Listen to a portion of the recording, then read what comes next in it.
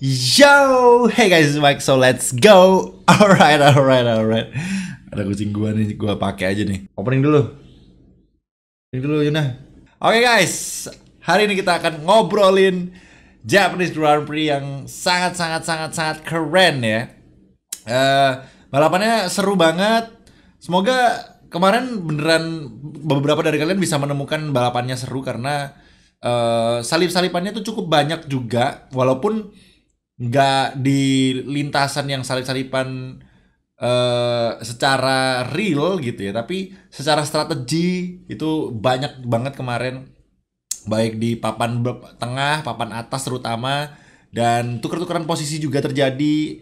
Jadi banyak banget yang bisa kita bahas di balapan Japanese Grand Prix kemarin, yang mana pemenangnya ya lagi-lagi Max Verstappen, but it's okay, tapi tetap sengit gitu ya. Oke, langsung aja tanpa berlama-lama, jangan lupa like dulu videonya, tinggal komen di bawah, share ke teman-teman kalian, dan of course buat kalian yang belum subscribe, klik di subscribe button tuh. Dan bantu gue ke 30.000 subs sedikit lagi, terus lanjut ke 50, terus semoga 100.000 subs gitu ya. Thank you so much. Itu aja. Langsung aja kita obrolin race Japanese Grand Prix. Let's go.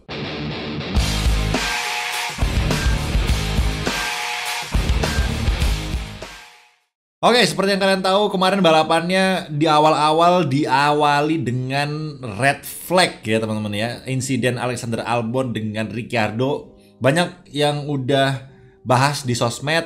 Ya intinya racing incident teman-teman. Dan menurut gua pribadi juga racing incident. Karena nggak sengaja Ricciardo menghindari Lance Stroll yang ada di kiri. Nggak sadar kalau Alexander Albon sudah ada di kanan dengan cukup side by side lah ya, bisa dibilang ya. Bisa dilihat dari POV-nya K-Mac, ini mereka nempel udah jajar 3 ya, 3 wide. Dan sebetulnya bisa dihindari kalau mungkin Albon sedikit ngerem, tapi of course di sini Albon berharap Ricciardo bisa aware kalau ada Albon di sebelah kanan. Karena kalau kalian lihat di gambar ini, itu Ricciardo masih ada space dikit di sebelah kirinya dia ya. Jadi ada jarak yang cukup lebar antara Ricciardo dengan Lance Stroll di sebelah kirinya. Jadi ya terlalu kanan Ricciardo, cuma ya namanya kepala cuma bisa geleng kiri geleng kanan guys ya. Matanya nggak bisa begini ngelihat spion gitu ya. Jadi ya ngelihat kiri doang, mungkin Ricciardo aware di kanan nggak sadar. Biasa namanya turn 1 race, kejadian seperti ini tuh biasa banget teman-teman ya. Jadi nggak ada yang penalti, nggak ada yang apa, nggak ada yang salah di sini. Racing incident pure, move on. And then ya red flag. Setelah red flag, of course restart, dan restartnya semuanya normal, nggak ada yang terlalu chaos ya, santai semuanya. 18 driver berjalan dengan lancar, dan of course ada aksi-aksi dari Akamsi ya, dari Yuki Tsunoda. Kemarin Yuki salut banget, bagus banget, brilliant drive kalau menurut gue pribadi. Dia startnya P10 sih ya kalau nggak salah qualifying, dan finishnya juga di P10. Sebenarnya nggak terlalu yang GG amat, tapi masalahnya dia tuh di mobil Racing Bull ya teman-teman ya. Mobil yang bisa dibilang nggak masuk di kelas atas lah ya. Jadi performanya mantap banget, dia udah menunjukkan bahwa dia layak untuk berada di F1. Bukan karena orang dalam doang, dia orang Jepang, orang Honda gitu ya. Tapi memang pace-nya ada juga. Dan juga dibayang-bayangi Ricciardo teman-teman ya, yang kemarin ya crash ya, kita udah bahas barusan, crash. Makanya Liam Lawson nih kayaknya udah keker-keker ya, udah ngelihat kursi gua nih udah dipanasin nih gitu kan. Dihancurin dulu bro, tapi bro di crash ya. Jadi it's okay untuk Liam Lawson, kayaknya waktunya juga bakalan tiba, cepat atau lambat. Sepertinya Ricciardo juga, ya kemarin bisa dibilang Ricciardo apes lah ya. Bukan salah dia, sekali lagi, racing incident. Memang kesalahannya berat di Ricciardo, tapi of course itu Ricciardo bukan sengaja, jelas. Ya nggak sengaja ya, makanya racing incident teman-teman ya. Gitu. Dan ya harusnya Ricciardo, nggak tahu ya, harusnya Helmut Marko akan berkomentar apa tentang race performa dia kemarin dan juga qualifying. Sebenarnya kalau bicara qualifying, Ricciardo sama Yuki nggak terlalu jauh ya, karena kemarin kan Yuki P10, Ricciardo P11. Tapi sekali lagi seorang Ricciardo yang udah berpengalaman, bahkan pemenang juga race win di Monaco dan beberapa race berikutnya yang lain gitu. Pokoknya udah race win, podium, banyak lah gitu. Di McLaren juga gitu kan. Sekarang sama Yuki terobok-obok gitu. Makanya maksudnya ya memang kecil, memang tipis sih Yuki di depannya Ricciardo tuh tipis ya, cuma selisih 0, berapa doang. Tapi harusnya sih Ricciardo kan di atas Yuki ya. Walaupun tipis nggak apa-apa, tapi tetap dia harus di atasnya Yuki gitu. Nyatanya sekarang enggak. Jadi ya tanda tanya besar karena kita nggak bisa bandingin race pace-nya juga karena Ricciardo kemarin crash.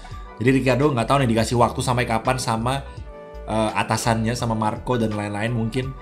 Jadi kita masih bisa lihat dia di Shanghai sih harusnya. Mungkin kita lihat performa dia di Shanghai seperti apa. Kalau jauh banget, kayaknya bahaya untuk Ricciardo, bisa kayaknya langsung di switch sama Lawson takutnya gitu ya. Sama kayak Nick De Vries waktu tahun lalu ya. Jadi dia menendang Nick De Vries, sekarang kayaknya biasanya tuh kayak karma mungkin ya, ditendang balik nih kali ini sama Lawson. Tapi nggak, ya let's see. Gue sih masih berharap ya, karena gimana Ricciardo masih driver yang ikonik, yang cukup apa ya, ada nama lah ya di ranah F1 ini, dan fansnya juga banyak. Kalau ada dia juga asik gitu ya, kan personalitinya juga ini ya, easy going gitu lah ya, enak untuk dilihat gitu, ditonton gitu ya Ricciardo. Jadi hopefully dia masih bisa mendapatkan apa ya, kepercayaan dirinya lagi, dan mungkin bisa kenceng dan bisa mengungguli Yuki. Karena sekarang Yuki lagi, ya kita lihat ya, karena kemarin mungkin rumahnya di Jepang ya. Jadi kita lihat besok di Shanghai seperti apa. Apakah Yuki masih tetap stay on form dan stay di depannya Ricciardo. Oke, itu soal Racing Bull teman-teman.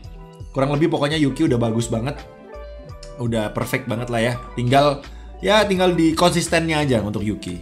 Alright, kita move on ya. Setelah tadi kita bahas, kita sebelum bahas yang depan kita pelan-pelan lah ya, dari bawah dulu.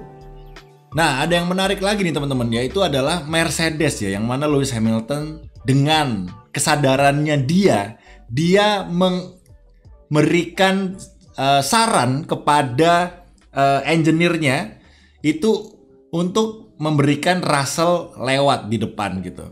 Dan of course akhirnya memang di swap gitu ya, karena Lewis merasa Russell pace-nya lebih kencang. Ya kalau gue bilang kayaknya dia udah muak kayaknya sama Mercedes temen, kayak bodo amat lah nih mobil, gue udah males anjir gitu kan. Kayak adalah balap biasa aja, yang penting gue finish, yang penting gue gak nabrak, finish gitu. Jadi kayak dia bener-bener udah muak aja sama Mercedes, dan bodo amat tentang season dia di tahun ini. Kayaknya dia juga gak memberikan insight apa-apa ke Mercedes kalau menurut gue, karena toh tahun depan dia udah pindah ke Ferrari, udah confirm. Jadi Mercedes juga memberikan update ke Lewis juga ekstra hati-hati teman-teman ya. Karena apa? Karena habis ini Lewis akan masuk ke tim musuh ya, tim saingan. Kalau takutnya update-nya terlalu bocor ke Lewis Hamilton, nanti Lewis Hamilton bisa ngasih info ke Ferrari ketika dia pindah. Oh, di Mercedes nih kayak gini nih, makanya dia bisa gini gitu takutnya. Nah mungkin pihak Mercedes sekarang juga mungkin, ya ini asumsi gue doang ya, mungkin nggak terlalu yang terbuka banget sama Lewis Hamilton ya, karena takutnya dibocorin nanti ketika Lewis Hamilton pindah ke Ferrari. Jadi mungkin Russell yang diprioritasin sekarang ya, sepertinya juga kelihatannya gitu ya. Jadi Russell yang lebih diprioritasin, mungkin setup dan segala macamnya lebih dibagusin di Russell. Lewis kayaknya ya yang penting kerjaannya kelar aja lah gitu. Mungkin seperti itu teman-teman ya kondisinya di Mercedes sekarang. Makanya mungkin Lewis terlihat atau terkesan kayaknya off pace banget nih, kayak bukan Lewis Hamilton pada biasanya gitu kan. Kesannya gitu. Jadi kayak kesannya Russell jauh lebih bagus lah. Tapi ya mungkin ini cuma asumsi gue teman-teman, belum tentu benar juga ya. Mungkin itu tadi yang gue bilang, Lewis gak dikasih prioritas sehingga performanya mungkin jadinya nggak maksimal di Mercedes ketimbang Russell yang sekarang prioritas utama, karena ya dia kan nggak pindah, dia masih di Mercedes gitu ya. Jadi takutnya bocor nih kalau dikasih tahu ke Lewis nih gitu, takutnya mungkin seperti itu. Jadi ya mungkin ada yang tahu, silahkan tulis aja di kolom komentar ya. internalnya Mercedes seperti apa kondisinya. Alright, itu tadi tentang Mercedes. Kita lanjut lagi-lagi, ini ada foto di Yuki ketika Yuki dapat pit stop bagus banget ya. Ini semuanya pit, gue nggak tahu kenapa bisa barengan gini pitnya, strateginya bisa bareng semua pit masuk dan Yuki bisa keluar di depan gitu ya. Yuki keluar di depan dan berhasil stay di depannya mereka semua dan pace-nya Yuki juga bagus. Kan walaupun keluar di depan masih bisa kesalip ya, tapi ini enggak, Yuki tetap bertahan di posisi 10. Jadi salut buat timnya Yuki juga kemarin. Tim Racing Bull di pit stopnya juga bagus, strateginya juga mungkin harusnya bisa dibilang on point lah ya di sini ya, karena bisa undercut yang lain-lain juga. Dan itu kalau kalian lihat di depan fotonya ada yang nyangkut juga William. Jadi Logan Sargent kesalip sama Yuki juga ketika di pit. So ya bagus banget. Lance Stroll juga dikalahin berarti ya sama Yuki. Bener-bener bagus banget performa Yuki pokoknya kemarin. Dan ya lagi-lagi itu dari Racing Bull sekilas karena ada fotonya. Dan kita masuk ke pembahasan utama ya. Karena yang belakang-belakang ya udahlah ya guys ya. Haas gitu-gitu aja. Apalagi yang hijau itu apa sih namanya? Alfa Romeo Stake ya. Stake itu ya kemarin Guan Yu Zhou kasihan banget harus retire gearbox problem. Dan Bottas kemarin menunjukkan performa yang sebenarnya yang cukup oke lah ya Bottas. Cuma di akhir-akhir tiba-tiba dia menghilang teman-teman. Awal-awal kayaknya Bottas bagus. Akhir-akhir dia menghilang kemana entah gitu ya. Jadi ya so-so lah ya performanya Bottas kemarin. Nggak, ya lebih baik dari Guan Yu Zhou kayaknya. Jadi bahaya nih Guan Yu Zhou bisa hilang kontrak ya teman-teman di tahun depan ya. Bahaya banget karena apes banget. Terus pace-nya juga kayaknya kurang gitu ya. Oke, itu Haas kemarin juga ya oke lah ya di awal-awal lagi-lagi, tapi ketika tire degradasinya udah lumayan bekerja gitu ya. Jadi jelek pace-nya. Kemarin tuh pokoknya Suzuka yang di highlight itu tire degradation teman-teman. Yang mana tracknya tuh sangat-sangat tire demanding banget. Jadi ban di situ gampang banget untuk aus. Nah, makanya kita masuk ke pembahasan utama kita yaitu adalah Ferrari. Sekali lagi, gue tifosi harus diakui. Tapi emang kemarin ya Red Bull jago, harus diakui Red Bull jago. Udahlah Red Bull tuh udah 1-2 yang mana menurut gua seharusnya emang seperti ini. Max Verstappen P1, Checo P2. Udah ini udah wajib, ini udah posisi yang menurut gua nggak bisa diganggu gugat teman-teman ya. Jadi itu Red Bull udah nggak usah kita bahas, upgrade-nya works, semuanya works ya. Jadi nggak ada masalah untuk Red Bull di sini. Dan Ferrari sekarang bagus juga ya. Ferrari itu benar-benar kemarin strateginya Leclerc yang harus kita garis bawah ya. Strateginya Leclerc itu benar-benar bagus ya. Awalnya kita pasti dari beberapa kalian yang nonton termasuk gua itu skeptis ya ketika Leclerc itu nggak dipit-pitin teman-teman ya. Yang lain udah pada pit, Norris pit, Perez pit, semuanya udah ngepit pokoknya. Sainz pit. Tiba-tiba Leclerc sendirian nih. Muter sekali ya kan, lebih muter lagi, kita udah ketar-ketir coy. Mana nih Leclerc gak dipit-pitin anjir, Ferrari jangan gitu dulu. Ternyata pas kita lihat lap time-nya Leclerc masih mirip-mirip sama lap time yang barusan ganti ke ban yang lebih fresh gitu ya. Kita kaget, anjay. Ternyata ini strateginya bisa works nih. Karena memang lebih kenceng ban fresh lah of course teman-teman ya. Tapi kencengnya tuh gak yang jauh amat gitu. Masih kayak 1 detik atau bahkan under sedetik gitu ya. Jadi window-nya itu lama-lama juga mengecil karena rencananya kan Leclerc itu one stop ya teman-teman ya. Yang mana kita semua pada waktu kemarin nggak mengira karena Carlos Sainz kan udah masuk di awal ya. Tapi ketika kemarin Leclerc itu lap time-nya bagus, stint yang dia pakai ban medium ya, ban medium di awal itu bagus. 25 lap apa ya kalau nggak salah pakai ban medium, gue lupa, pokoknya 20 sekian lap gitu ya, pokoknya banyak banget, hampir setengah balapan lah pokoknya pakai ban medium. Jadi pace-nya udah bisa nyamain yang Lando Norris dari ban medium dia masuk ke ban medium lagi gitu. Jadi udah pasti Lando Norris itu harus ngepit lagi ke ban hard teman-teman ya. Dan kemarin kalau kalian ingat itu pitnya Lando sama persis masuknya dengan pitnya Leclerc. Dan Leclerc waktu itu posisinya di depannya Norris, teman-teman, dan masuknya bareng ya ke pit ya, nempel banget. Jadi gue nggak tahu itu strateginya gimana pihak McLaren-nya kok bisa nyamain sama Leclerc. Mungkin McLaren kemarin Norris kalau misalnya tahu Leclerc mau box, harusnya mungkin stay out 1 lap mungkin ya. Mungkin. Karena kan bannya Norris fresh anyway. Harusnya sih bisa overcut. Harusnya. Tapi mungkin kemarin menurut McLaren, enggak lah, kita masuk bareng aja nggak masalah. Kalau misalnya ini Ferrari pit stopnya pit dummy atau pura-pura mau ngepit supaya mancing buat Lando Norris ngepit duluan, kayaknya nggak masalah karena Leclerc bannya udah tua. Kalau Leclerc nggak masuk ya udah kita undercut anyway gitu kan kata McLaren. Ternyata pit stopnya beneran guys ya, Leclerc masuk barengan sama Norris gitu. Jadi ketika masuknya bareng, of course bannya juga barunya bareng teman-teman ya, ban hard gitu, sama-sama pakai ban hard di stint terakhir. Jadi Norris medium hard, Leclerc medium hard, udah. Dan hardnya itu sama persis umur bannya sama Lando Norris karena masuk pitnya bareng ya. Jadi itu yang kemarin menurut gua bagus dari sisi Leclerc ya, karena dia balapannya itu overcut istilahnya karena dia tahu pace-nya ada. Jadi mungkin dia pede untuk tidak pit 2 kali. Dan terbukti ketika Lando Norris udah mendekati Leclerc, itu saatnya Norris untuk pit lagi teman-teman ya.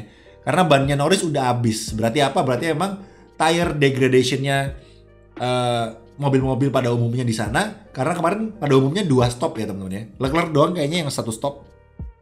Berarti kemarin Leclerc bagus untuk tire whispernya ya. Kayak Albon di Australia tahun-tahun kapan lalu tuh. Jadi Leclerc bisa jaga ban mediumnya di stint pertama. Itu yang bagus dari Leclerc.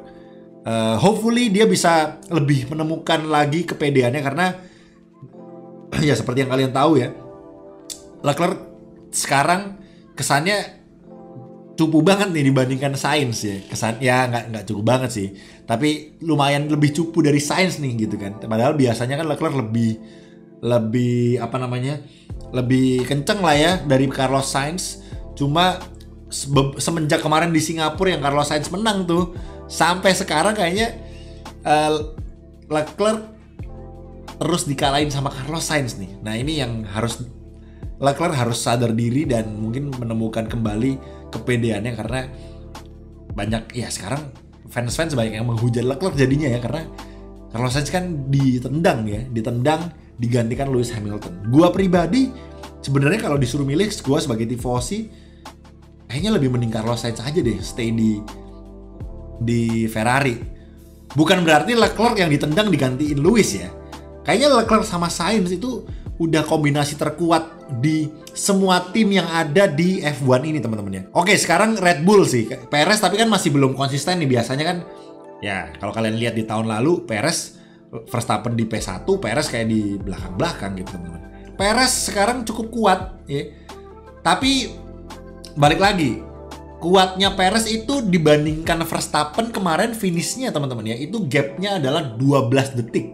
Gap antara P2 Perez dengan P1 ke Max Verstappen. Perez sama Carlos Sainz selisihnya 8 detik. Jadi kalau bicara pace, kayaknya gini, Carlos Sainz sama Leclerc selisihnya 6 detik nih finishnya, Carlos Sainz sama Leclerc ya. Tapi perlu diingat, Leclerc juga pakai ban hard yang udah tua ya, karena dia one stop doang.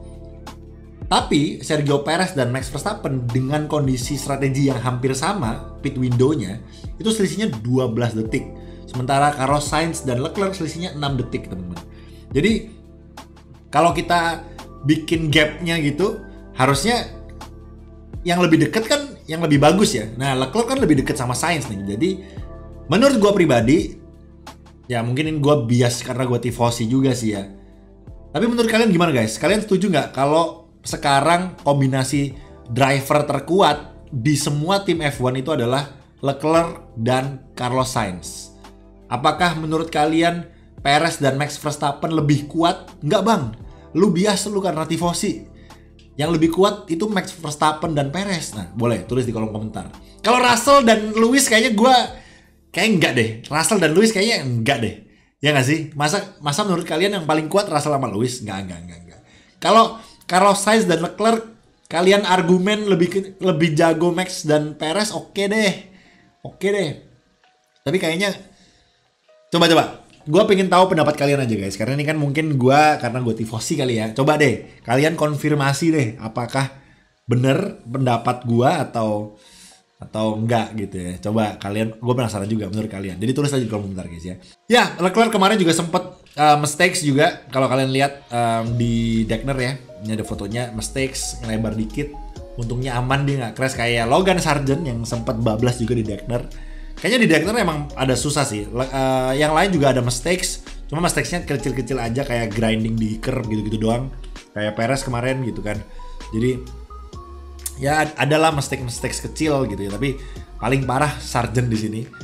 Leclerc kemarin untungnya masih bisa aman gitu kan. Masih nggak parah. Jadi masih bisa finish P4.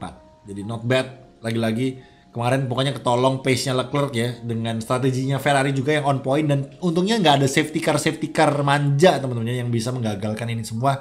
Dan kemarin mungkin kalau safety car ketika Leclerc di depan mungkin lebih bagus lagi bahkan mungkin ya, karena membantu Leclerc untuk dapat pit stop gratis jadinya gitu ya. But ya kemarin nggak ada safety car, red flag doang malah. Dan setelah itu dari red flag sampai finish selesai kayaknya nggak ada masalah juga. Kayaknya itu aja guys yang bisa gue bahas. Lagi-lagi nggak seru ya pokoknya kemarin tuh strateginya Ferrari versus McLaren, Leclerc versus Lando Norris ya. Carlos Sainz sekali lagi harus diakui on point, lebih kenceng dari Leclerc. Walaupun secara statistik emang Leclerc lebih jago ya, menangnya lebih banyak dan segala macam. Tapi sekali lagi masalahnya kita bahasnya yang sekarang deh gitu, jangan yang lalu-lalu kali ya. Jadi yang sekarang nih nyatanya Carlos Sainz yang terus mengalahkan Leclerc. Bahkan kemarin di qualifying Leclerc kalah sama Carlos Sainz. Padahal Leclerc kan si paling quali gitu ya teman-teman ya. Pole elite, race sulit, bahkan sampai keluar meme kayak gitu. Ini kenapa nih Leclerc nih tiba-tiba? Karena kalau kita bilang pace, kayaknya kemarin bahkan mungkin pace-nya bisa lebih kencang Leclerc. Nanti mungkin kalian kalau data-data pace biasanya di channelnya Nopal ya. Channel gue ya ngobrol-ngobrol aja santai gitu. Jadi kayaknya pace-nya lebih kencang Leclerc ya. So far. Kemarin karena Leclerc satu stint doang. Ya kita lihatlah di race berikutnya. Karena memang ada Shanghai, lalu ada Imola yang mana akan Ferrari upgrade besar-besaran di Imola karena Italia temen-temen ya. Itu gue juga penasaran apakah bisa mendekati Red Bull lah paling enggak. Sekarang kan Carlos Sainz ke Perez 8 detik nih. Hopefully bisa ke-cut ke 4 detik gitu mungkin. Atau 3 detik. Itu masih masuk akal untuk dikejar lah gitu kan. Tapi kalau udah kayak Verstappen 12 detik ya sepertinya sulit teman-teman ya. Jadi ini Perez masih belum bisa bersenang-senang. Karena Ferrari pelan-pelan mulai mengejar juga. Dan juga ada McLaren juga kemarin kalau kalian lihat McLaren bener-bener kesusahan untuk bisa nyalip ya. Oscar Piastri versus Alonso itu nggak nyalip-nyalip coy Oscar. Dan pada akhirnya Oscar ada mistakes di chicane. Gua nggak ada fotonya nih, sorry banget. Ada mistakes di chicane dan kesalip sama George Russell ya. Setelah salip-salipan di last lap kalau nggak salah ya, mistakesnya Oscar. Setelah ketahan terus ada konspirasi membuktikan atau konspirasi belum dibuktikan ya. Konspirasi yang menyatakan bahwa Alonso itu sengaja memberikan DRS ke Piastri supaya Russell nggak nyalip gitu. Tapi ujung-ujungnya Piastrinya mistakes teman-teman ya. Jadi sayang banget. Dan kemarin Alonso juga ditanyain mau masuk ke Mercedes nggak? Katanya Alonso, lah Mercedes lebih pelan dari gua, dari Aston Martin, ngapain gua ngelirik Mercedes? Dia bilang gitu guys katanya ya. Jadi savage untuk Fernando Alonso. But ya kurang lebih seperti itu kemarin race-nya teman-teman. Kalau ada yang kelewatan sorry banget, tulis aja di kolom komentar. Gua bahas cuma inti-intinya aja. Kemarin emang harus di highlight strateginya Ferrari emang bagus banget kemarin. Selain gua ya kesannya emang karena mentang-mentang gue tifosi kali ya. Tapi emang nyatanya kemarin yang bikin seru tuh strateginya Ferrari yang bikin kita ketar-ketir, ternyata happy ending teman-teman ya. Leclerc dari P8 ke P4 coy. Yang kemana di sirkuit yang susah nyalip gitu. Jadi ya kita nggak nyangka, gue jujur nggak nyangka Leclerc bisa ke P4. Gue kira kalau paling P5 juga udah bagus gitu, ternyata P4 gitu ya. Dan Carlos Sainz lagi-lagi start di depan ya Carlos Sainz, tapi harus finish di P3 teman-teman ya. Jadi ya it's okay. Carlos Sainz start P3, finish P3 berarti ya, bener nggak? Carlos Sainz P3 atau P4 kemarin ya? P4 kayaknya Carlos Sainz ya, gue lupa juga. Pokoknya Carlos Sainz mantap, masih konsisten. Jadi katanya orang-orang sekarang the new hoverboard itu adalah Max per Sainz guys ya. Ya hopefully Sainz ini masih bisa tuker-tukeran sama Leclerc. Gue sebagai fansnya Leclerc kepingin Leclerc gak dikalahin Sainz, tolong. Tapi nyatanya harus diakui sekarang Sainz lebih jago guys ya. So far di 4 race ini, walaupun satu gak masuk ya, izin ya. But ya, gue masih berharap Leclerc masih bisa mengembalikan kepedeannya karena gak terlalu jauh juga sih sama Carlos. Dan kemarin juga menunjukkan bahwa pace-nya Leclerc juga bagus gitu ya. Jadi hopefully bisa kembali, dan kita hopefully juga bisa melihat perkembangan yang signifikan di McLaren, karena McLaren juga terlihat sangat-sangat kuat. Mercedes yang kayaknya masih perlu banyak PR ya. Russell kemarin juga struggle banget untuk bisa nyalip ke Oscar. Ya walaupun ya Oscar juga dibantu Alonso dikit kali ya, dikasih DRS, tapi tetap susah banget DRS trainnya. Kan harusnya bisa nyalip di tempat lain, mungkin di hairpin, di dive bomb dan segala macam, ternyata nggak bisa teman-teman. Kemarin Russell juga masih kesusahan untuk bisa nyalip McLaren. Jadi Mercedes PR-nya juga masih banyak. Dan Lance Stroll kemarin ngomel-ngomel ya, straight line speed-nya Aston Martin katanya jelek banget, ampas banget. Itu lucu banget. Dan ya guys, itu aja hari ini dari gua. Gua nggak mau lebihin dari 30 menit nih, ternyata lama banget juga gua ngobrolnya. But silakan tulis di kolom komentar kalau gua ada yang kurang. Terima kasih banyak yang sudah menonton. Jangan lupa untuk like videonya, tinggalin komen di bawah, share ke teman-teman kalian, dan of course buat kalian yang belum subscribe, klik di subscribe button, dan juga ke 100.000 subscribe supaya bisa 30.000 dikit lagi. Dan ya, I'll see you on the next race or video. Bye bye. Peace out guys. Stay safe and keep on racing. Gasing coy.